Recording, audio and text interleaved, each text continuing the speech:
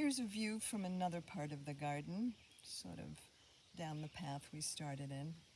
I've got tons of volunteer mint here, which is not a problem. It actually helps the brassicas grow, and I think because I live so close in the forest, the deer don't like any scent on their feet, so I've let the mint go into the paths, and right behind it is a bed of red dahlias, and they are coming up. They haven't flowered yet.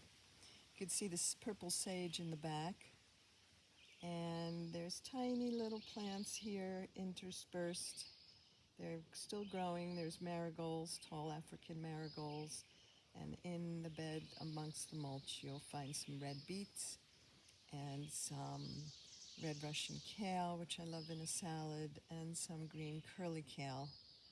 And then here's that shot of the peas right next door. A volunteer group of beautiful daisies, and you can see the garlic scapes in the back. All these big high bushes, by the way, I've got 20 wild blueberry bushes, which are loaded with blueberries.